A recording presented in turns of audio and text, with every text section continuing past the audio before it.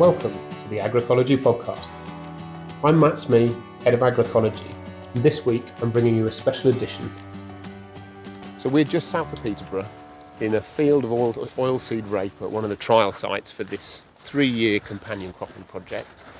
I'm here with Duncan Coston of ADAS and Lynn Tatnell of ADAS. And Duncan, can you just give us a bit of an overview of what is actually going on with this project? Yeah, so we're looking at oilseed rape, as you say, and we're looking at the multifaceted benefits of use of companion plants. So this is as you say, a multi-year project with multi-organisations. We're collaborating with Agricology over in Sweden. The funding is from a Swedish organisation called Agricology, and we're looking at companion planting in oilseed rape to see how it's affecting pest management in the crop, primarily in terms of cabbage stem flea beetle. But for one of the first times on companion plants, we're looking also at what it's doing in relation to weed suppression and your weed management. And we're going to do a little bit of dipping our toes into what might be happening with disease interactions for companion plants. So trying to look at companion plants as a whole system for the oilseed rape grower. Brilliant. So Lynn, whenever anyone says weeds, I think of Lynn Tatnell. What's the most exciting thing about this project for you? Okay, so definitely the most exciting thing for this project is that we're all working together across weeds, pests and diseases to take the same field trials, the same project, and understand how all these things are interacting. So there's very few projects that do focus on all these disciplines together. There's been a few large-scale things like the historic talisman and boxwood projects, and more recently we just don't get those opportunities. So we're very grateful to the Agricology Foundation for supporting this, and by being able to take all these things in one growing season in the same crop, we're really understanding what impact this is having on crop health and crop yield. What's the where are we in the UK with oilseed rape production? Well, oilseed rape production in the UK reached a peak in about 2012 in terms of cropping area and the yield that we were producing. It's 2 years after that the restriction on neonicotinoids came into effect in the UK, and since then there has been quite a strong decline in the area of oilseed rape grown in the UK. Some estimates are it's over 65% drop in the oilseed rape production, and this does seem to be primarily driven by farmers' lack of confidence in growing oilseed rape without sufficient pest management mechanisms, methods and procedures for dealing with cabbage stem flea beetle.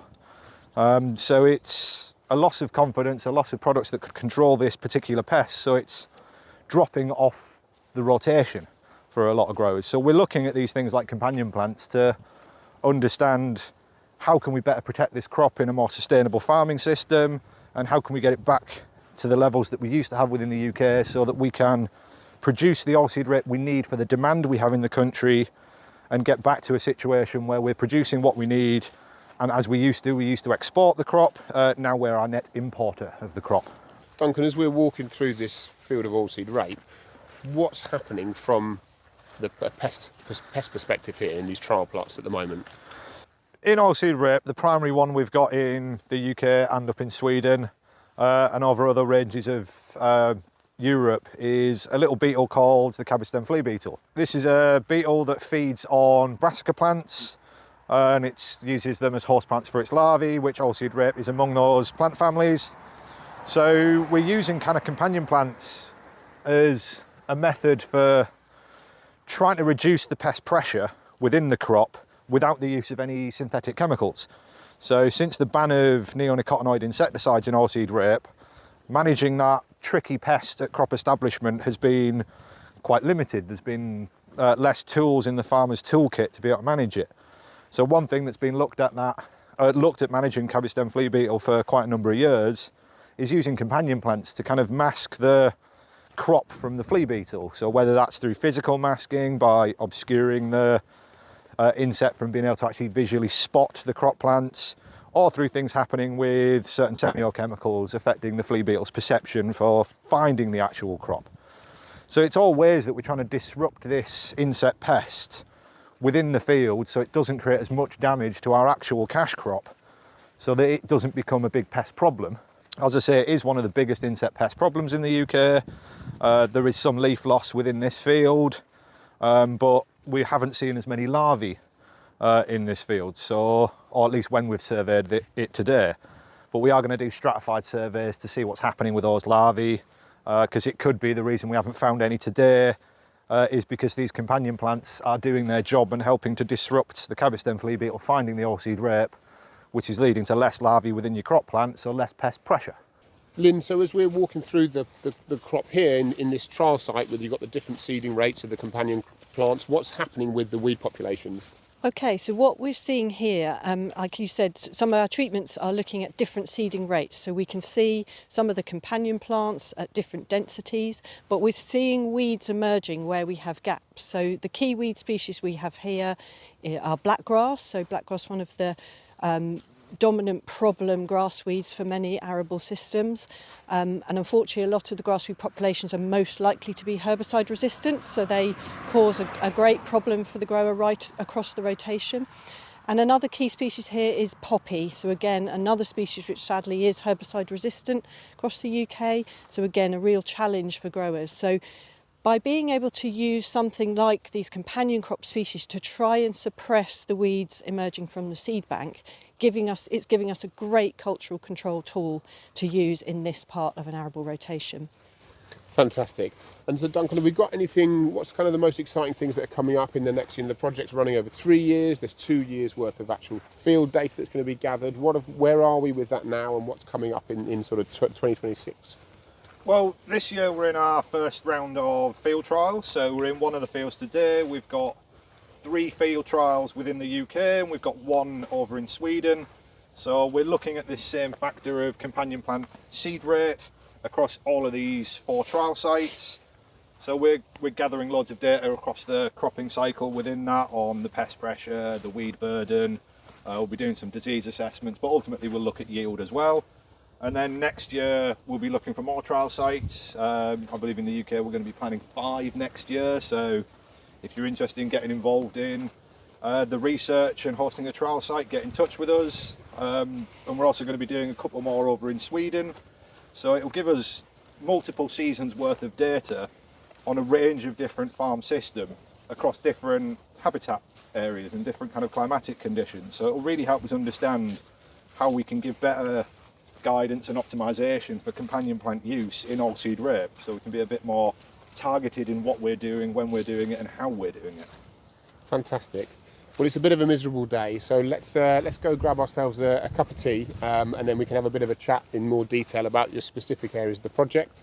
And just for the listeners to know, there's going to be 3 individual episodes released over the podcast episodes released over the course of this project. So keep your ears open for the different things that are coming. We'll be talking with the trial farmers, we'll be talking with seed specialists, we'll be talking with oilseed agronomists, and highlighting some of the other projects that are happening in the oilseed rape space that can help you sort of turn and find alternative approaches to production for this crop. So we've come back into the lab now with Duncan, and Duncan's been doing some assessments. Can you just talk us through what's going on here?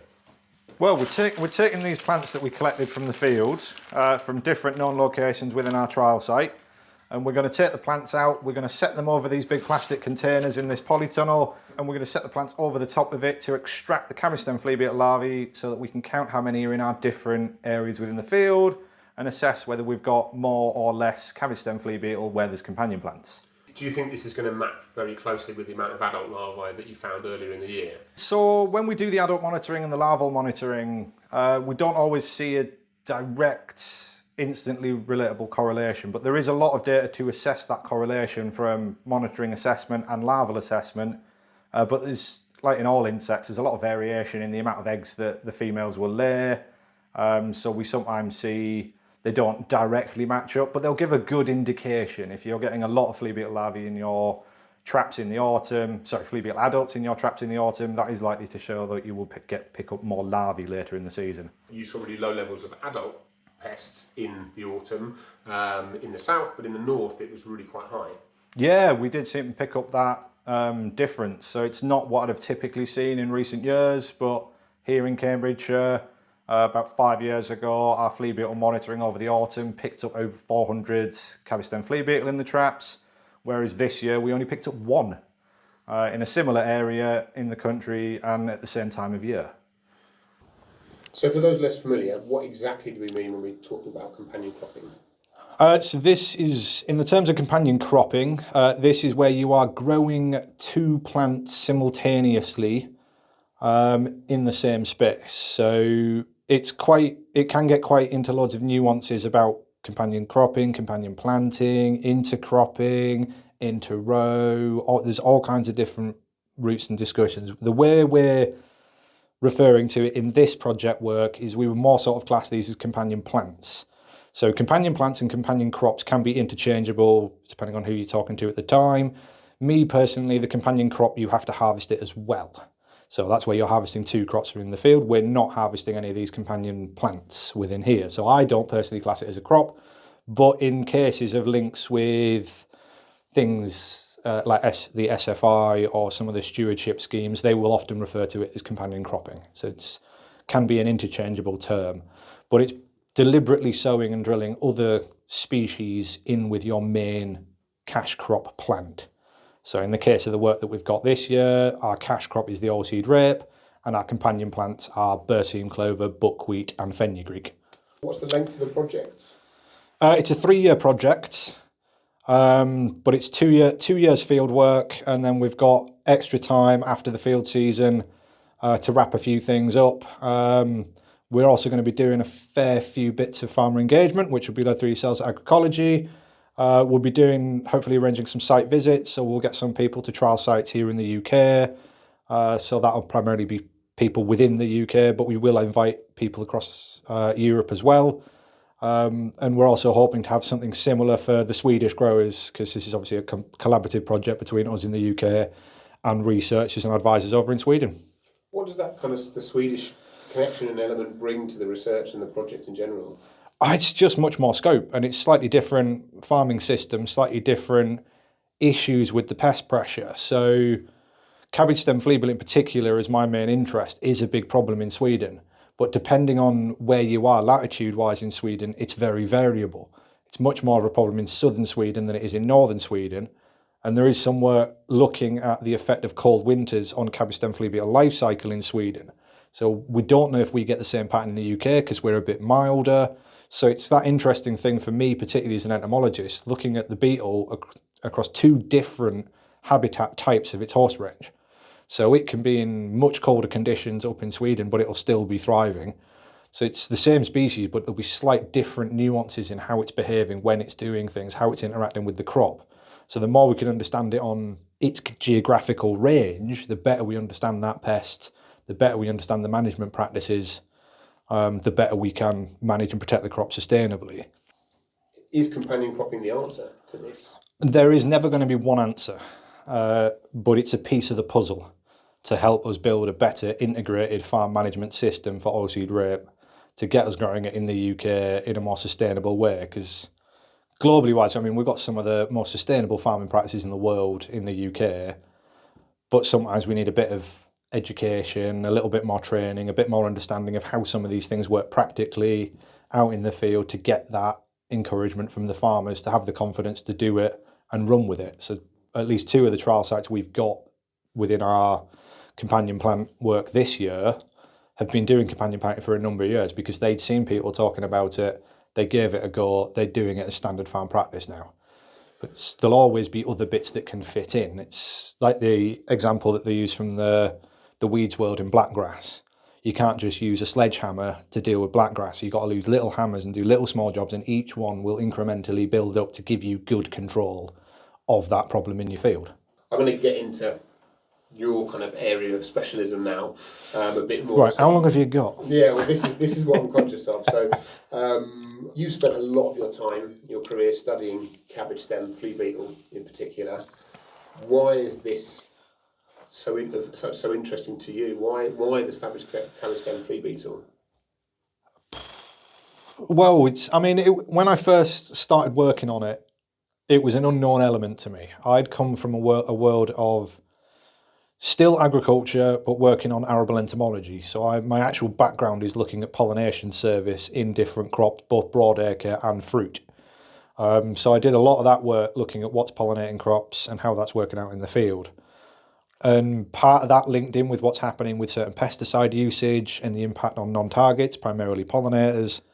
But it then linked in, and primarily I got into cabbage stem flea beetle because a PhD came up, which is actually the one I ended up doing, that was trying to look at the neonicotinoid ban, pest control, the productivity of the crop and pollination within the same project.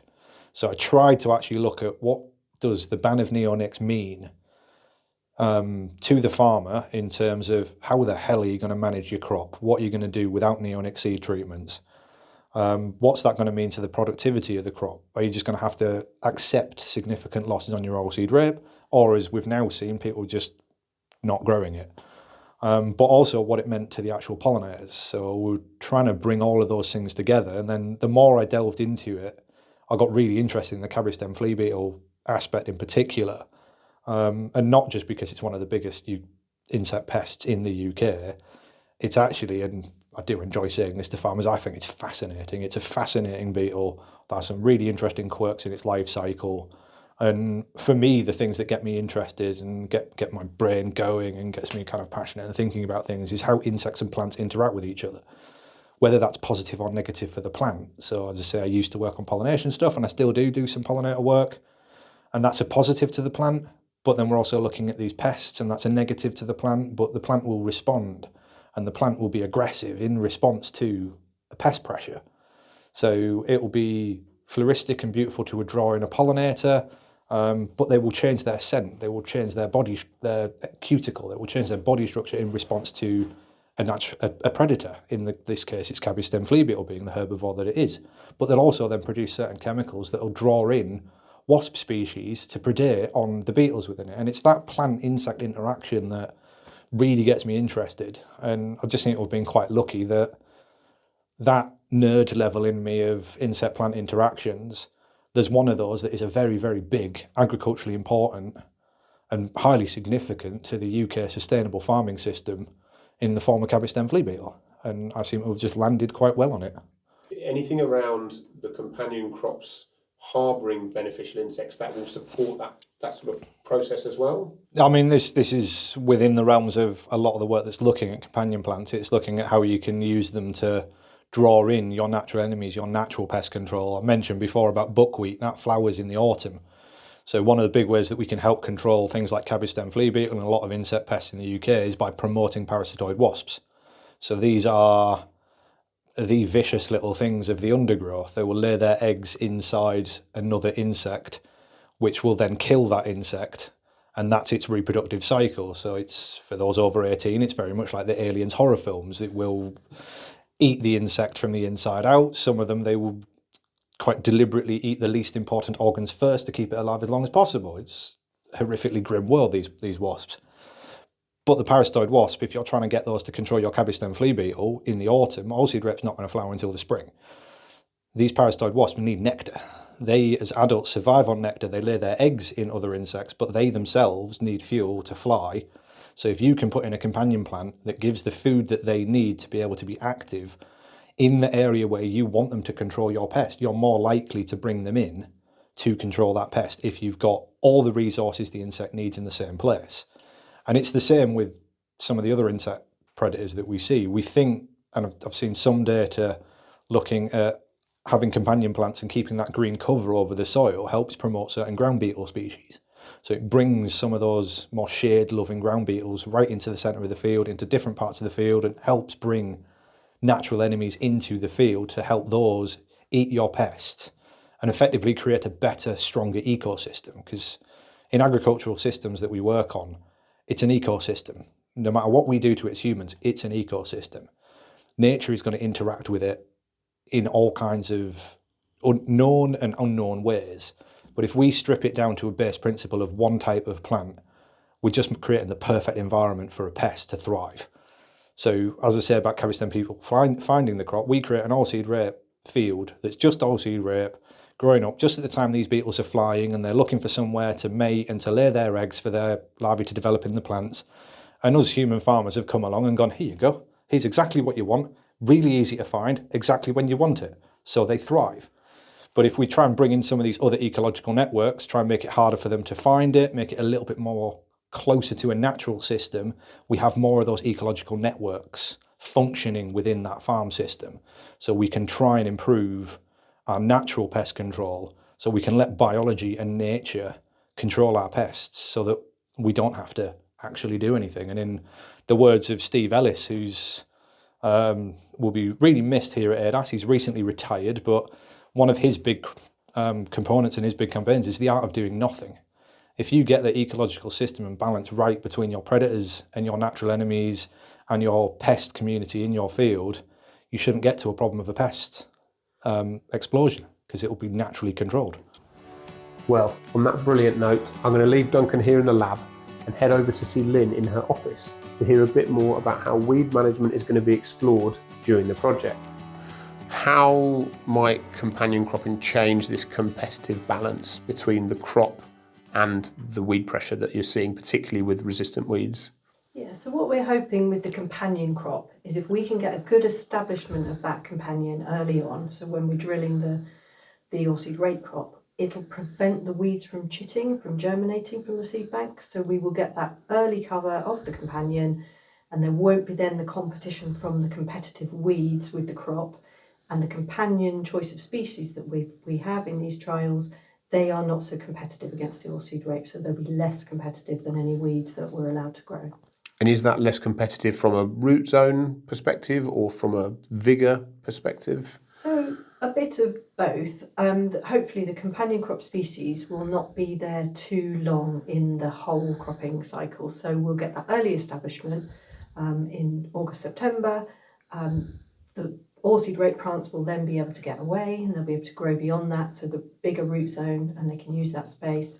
And then a lot of these species are not frost hardy, so they won't go on through to the whole of the cropping cycle. So they will be able to do that early cover, and then they'll die back and let the crop get away after that.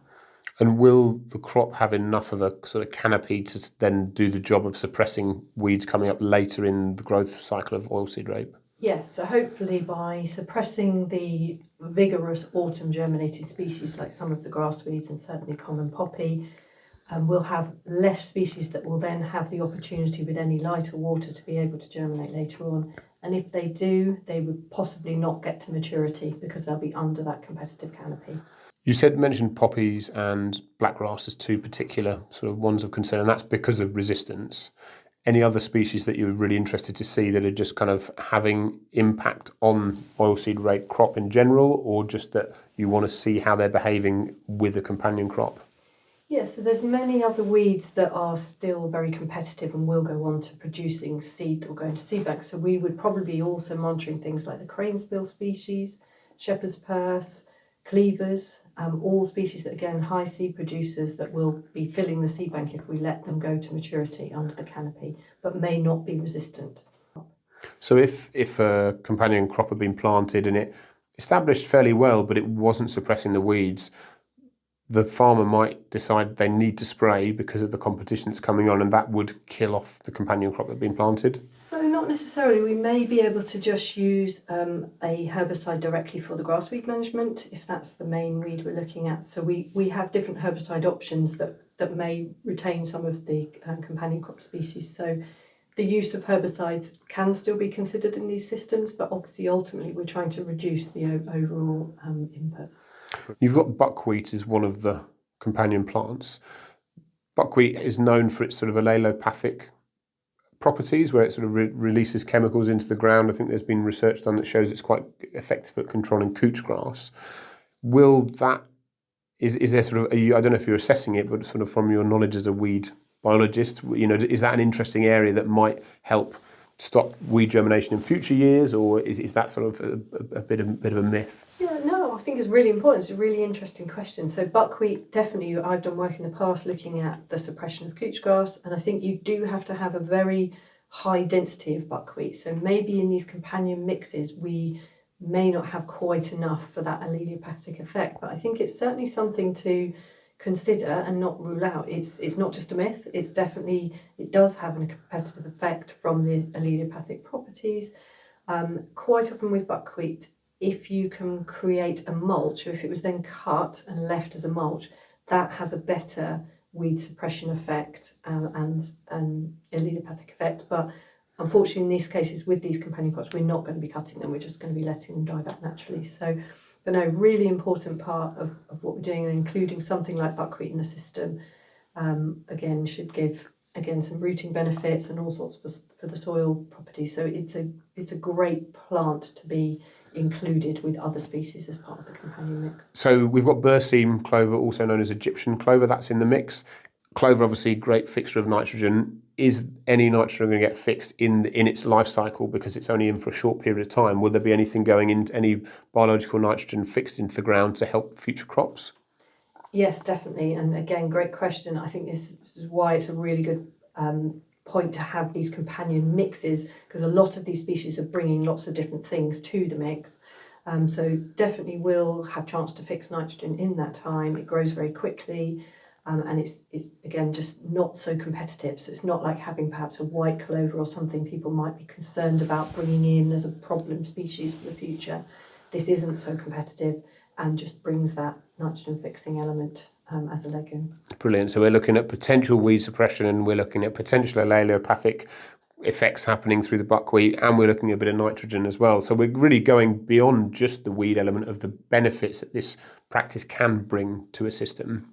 From a weed perspective, what does success look like for this project? So from a weed perspective, I think the success is proving that we are preventing that early germination. So for the grass weeds in particular, the autumn germination from the seed bank, we want to be proving that with this higher perhaps rate of the companion cropping, we are showing that we are stopping that seed bank emerging initially. So we'll obviously be monitoring it at that point of the season, going through to March, but also into the summer, we'll be looking at the number of heads that are under the canopy. So just this really important early emergence and stopping that emergence of the weeds in the autumn by having that ground cover. We're at the point where across the wider cereal rotation, we're really limited on the chemistry we have. So we're always looking for a range of alternative weed control options to go with your chemistry options if you're a conventional farmer. So the key messages really are to try something different. So if you can try something in your oilseed rape crop and this helps to suppress your grass weeds and reduce your seed bank, it will also help in the next cereal crop and the next cereal crop. So it's thinking longer term, thinking about your weed management on a rotational scale. And if you can use these tools in this part of the crop, so in your oilseed rape, and then you could perhaps go back to some chemistry or other modes of action in your cereal crop. So it's diversifying what you're doing for your weed management approach. That's all for today's episode on the Agricology Podcast. If you'd like to learn more about the project, head over to the Agricology website for the full project page. We'll be returning with more instalments in this series as the research unfolds, bringing you findings from the field and expert perspectives on all things companion cropping in oilseed rape. Thanks for listening, and don't forget to subscribe.